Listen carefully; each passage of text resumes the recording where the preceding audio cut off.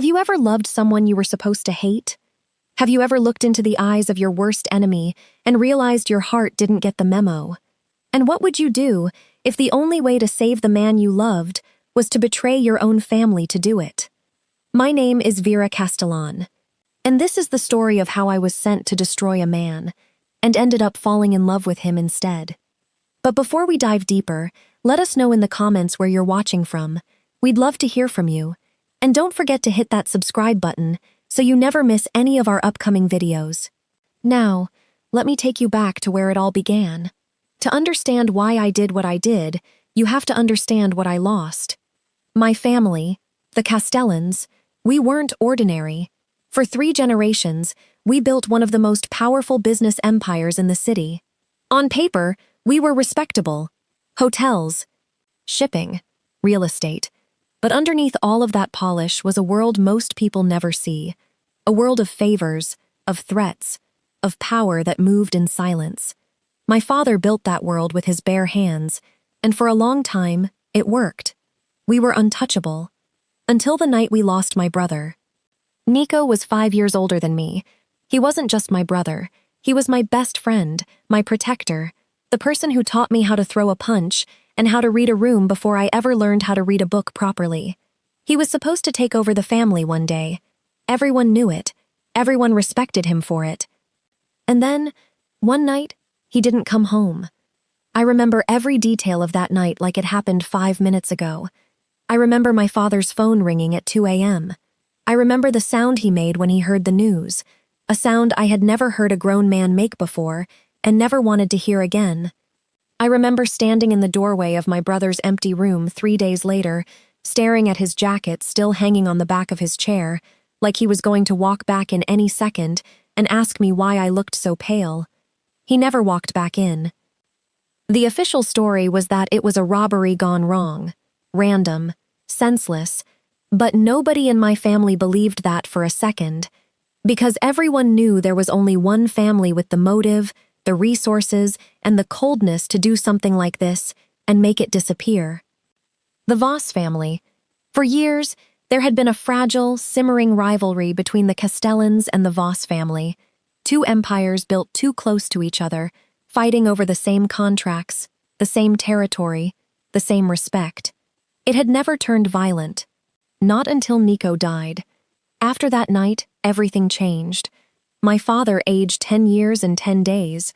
Our business started bleeding, and a quiet, unspoken truce was drawn between our 2 families. An agreement that kept the peace on the surface, but underneath, everyone understood exactly who we blamed. I was 22 when I lost my brother. I am 27 now. And in those 5 years, I never stopped asking one question. Who gave the order? I trained. I studied. I learned everything my father never wanted to teach a daughter. Self-defense, surveillance, how to read people, how to disappear into a room and become invisible until the exact moment I needed to be seen. My best friend, Ren, used to tell me I was turning myself into a weapon instead of letting myself grieve. She wasn't wrong, but grief, for me, only had one outlet: finding proof, finding the truth, and one day, making the person responsible pay for what they took from my family. So when I finally found a way inside the Voss empire, a real way, not just a rumor or a guess, I didn't hesitate for a second. The opportunity came through a corporate loophole. Voss Holdings was bringing in an outside compliance auditor to review their financial systems after a smaller scandal had made the board nervous. It was supposed to be a routine, forgettable position, nobody important. Nobody anyone would think twice about, which made it perfect for me. With Ren's help, and a few favors I'm still not proud of calling in, I built a new identity. A woman named Ray Sorensen. Sharp resume, clean background, nothing that would raise a single red flag. Ray Sorensen didn't have a dead brother. She didn't have a reason to hate anyone in that building. She was just good at her job. I remember standing outside Voss Tower for the first time, looking up at that glass building stretching into the sky, and feeling something twist in my stomach. Not fear, something colder than fear. This was the building my brother's killers walked into every single day, like nothing had happened, and I was about to walk in right alongside them. I told myself, find the proof and get out. That was the plan. It was never supposed to be complicated. Then I met him, Gabriel Voss. I'd seen photos of him before, obviously. Every gossip column in the city loved to talk about the Voss heir, the golden boy of a family everyone feared and envied in equal measure. But nothing prepared me for meeting him in person. He walked into that boardroom like the room owed him something, and for one unguarded second, I understood exactly why people underestimated how dangerous charm like that could be. He was handsome in a way that felt almost unfair, but it wasn't just that. It was the way he looked at people, like he was already 3 steps ahead of whatever they were about to say. Sharp, controlled, nothing wasted. He shook my hand and said, "Ms. Sorensen, let's see if you're as good as your file says you are." I smiled and told him I never let paperwork oversell me. He almost laughed. Almost. I hated how much I noticed that. I told myself it didn't matter. He was the enemy. Somewhere in that building was the truth about what happened to Nico and Gabriel Voss.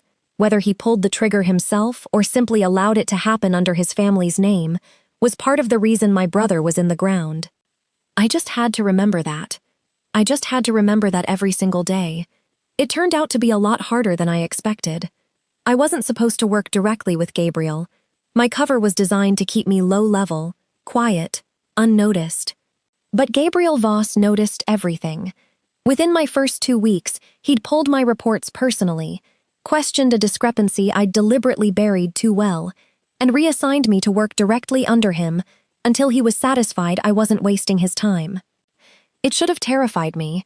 Instead, some competitive, stubborn part of me, the same part that used to race Nico up 3 flights of stairs just to prove I could win, actually wanted to prove him wrong. We started spending long hours together, late nights reviewing files, sharp, back-and-forth arguments about numbers that somehow always turned into something else, testing each other, circling each other, neither of us willing to be the first to back down. I told myself I was just doing my job well. But some nights, walking out of that office, I'd catch myself smiling about something he said, and I'd have to remind myself, hard, exactly who he was. Then came the night everything shifted. There was a security breach at Voss Tower. A real one. Alarms. Lockdown. For a few terrifying minutes, nobody knew if it was a robbery, an attack, or something worse. I remember running through a hallway when gunfire echoed from somewhere below us, and before I could even process what was happening, Gabriel grabbed my arm and pulled me behind him, physically putting himself between me and the stairwell the sound came from. He didn't know who I really was. He didn't know I'd come there to destroy his family, and in that moment, none of that mattered to him. He just didn't want me to get hurt. We ended up trapped together in a locked records room for almost 3 hours, waiting for the building to clear. In the dark, stripped of all our usual armor, he told me things I don't think he'd ever said out loud to anyone. About the weight of his family name, about how tired he was of being feared instead of known, about a version of himself that existed before all of this, before every relationship in his life became a transaction, a strategy, a risk to be managed. I told him things too, not everything, not the truth, but enough that it stopped feeling like a performance. When he finally reached over in that dark room and gently brushed my hair back from my face, I didn't pull away. For the first time in 5 years, I forgot, just for a moment, why I was really there. After that night, everything between us changed, even if neither of us said it out loud. We started finding reasons to be near each other that had nothing to do with audits or reports. A coffee before a meeting neither of us needed to attend together, a conversation that ran 20 minutes too long, a good night that turned into 45 more minutes of talking in a parking garage because neither of us wanted to be the one to leave first. I want to be honest with you, I fought it. Every single day I fought it. I would lie awake at night furious with myself, replaying Nico's face, asking myself how I could let myself feel anything for a Voss. But feelings, I learned, don't care about your plans.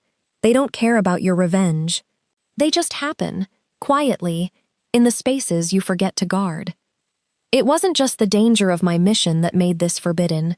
It was bigger than that.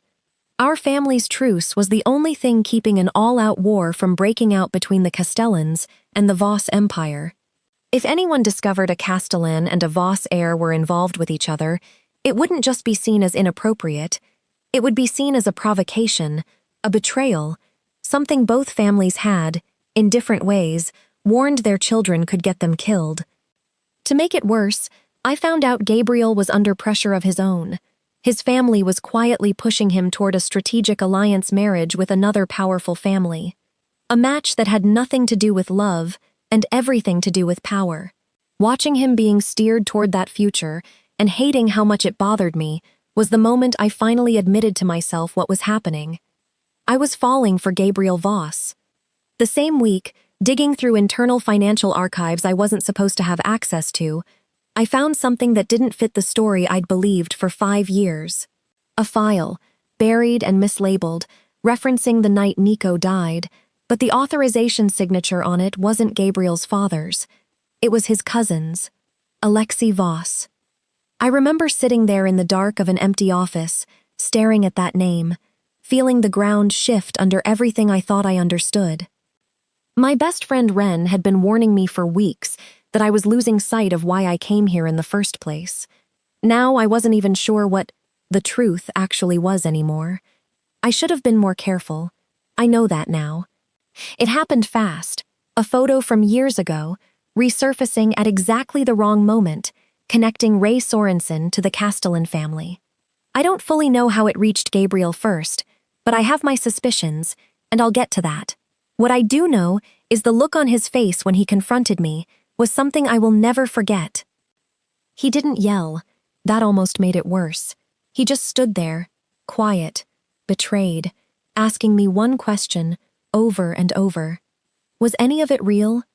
I told him the truth, the only truth that mattered, that it started as a mission, yes, that I came into his life with a plan to destroy him and his family. But somewhere along the way, I stopped being able to see him as the enemy and started seeing him as just Gabriel, and that terrified me more than anything my mission ever had. He didn't believe me, not that night. He told me to get out, and I did, because I didn't know what else to do. I remember standing outside Voss Tower in the rain, feeling like I had lost him the same way I'd lost Nico, suddenly and completely, with no chance to fix it. What I didn't know yet was that someone had engineered that exposure on purpose. Alexei. Heartbroken, and honestly half convinced my mission was over anyway, I went back to that file one more time. I needed to know, once and for all, who really gave the order that took my brother from me. What I found broke something open in me. 5 years ago, there had been a real peace deal quietly forming between the Castellan and Voss families, a deal that would have merged interests and ended the rivalry between us for good. Gabriel's father supported it. My father was open to it. But Alexei Voss did not want peace. Peace meant less power for him, less chaos to maneuver in, less chance of ever inheriting real control, so he made sure that deal died before it could ever be signed. He ordered the hit on my brother. Not Gabriel's father, not Gabriel. Alexei staged it to look like an act of Voss aggression, knowing it would poison any chance of peace for years, maybe forever, and knowing the Voss family's silence, out of self-protection, would make them look guilty by default.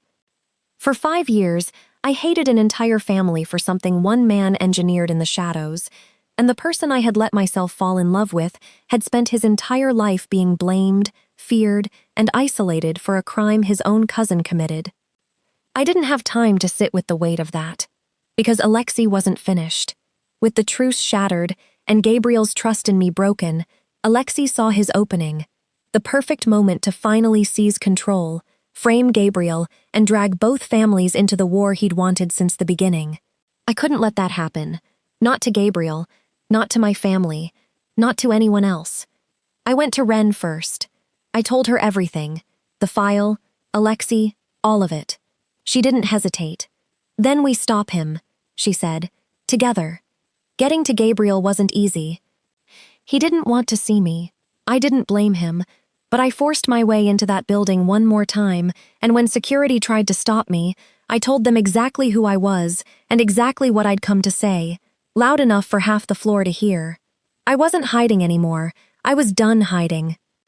When Gabriel finally faced me, I didn't waste time defending myself. I put the file in his hands and told him the truth. It was never his family. It was Alexei, and Alexei was about to burn everything down to finish what he started 5 years ago. I watched something shift in Gabriel's face, grief, fury, and something that looked almost like relief, like a weight he'd carried his whole life had finally been named correctly. "We stop him," he said, "together." The same words Ren had used. I remember thinking, in that strange, adrenaline-soaked moment, that maybe that was the whole point. Maybe love was never about choosing between loyalty and truth. Maybe it was about finding the people willing to stand in it with you. What happened next moved fast, faster than I can fully put into words, even now. Alexei realized he'd been exposed and made his final move that same night, trying to force a confrontation that would let him frame Gabriel publicly and finally seize control of the family in the chaos. I won't pretend it wasn't dangerous. It was. Everything I had trained for since Nico died, every hour of discipline, every skill I built out of grief, came down to that night. I stood beside Gabriel as Alexei's carefully built lie started to collapse in front of both families. I won't lie and tell you I wasn't afraid. I was. But for the first time in 5 years, my fear wasn't about revenge. It was about protecting someone I loved. When it was over, Alexei's manipulation was laid bare in front of everyone who mattered. My father, Gabriel's father, the people who had spent 5 years believing a lie he built to serve himself. There was no more hiding for him. The truth doesn't stay buried forever. It just waits for someone brave enough to dig it up. I wish I could tell you the aftermath was simple. It wasn't. Trust, once broken, takes time to rebuild, even when you understand exactly why it broke. Gabriel and I had a lot of long, difficult, honest conversations in the weeks that followed. About the mission, about the lies, even the necessary ones, about what it would actually mean to choose each other, knowing everything now. But something had changed in both our families, too. With the truth about Alexei finally out in the open, the poison that had been sitting between the Castellans and the Voss family for 5 years finally had somewhere to go besides each other. My father and Gabriel's father sat in the same room for the first time since Nico's death, not as enemies, but as 2 men who had both lost years to a lie neither of them created. The forbidden part of our story, the part that once could have gotten us both killed, quietly stopped being forbidden at all. I won't tell you it erased my grief. Nico is still gone. There isn't a version of this story where I get him back. But I finally know the truth of what happened to him, and I finally watched the man responsible lose everything he tried to steal. And somewhere in the middle of the worst thing that ever happened to me, I found the last thing I ever expected to find. Gabriel Voss didn't just become the man I fell in love with. He became proof that the people we're taught to hate aren't always the ones who deserve it, and that sometimes the only way through 5 years of grief is choosing, finally, to let someone in. I was sent to destroy Gabriel Voss. Instead, he gave me something I thought I'd lost forever the night my brother died, a reason to believe love could still exist on the other side of everything I'd been through. If this story moved you even a little, do me a favor, hit that subscribe button so you never miss the next one, and drop a comment below telling me which part hit you the hardest. I read every single one, and I would genuinely love to hear from you. Thank you for watching. I'll see you in the next story.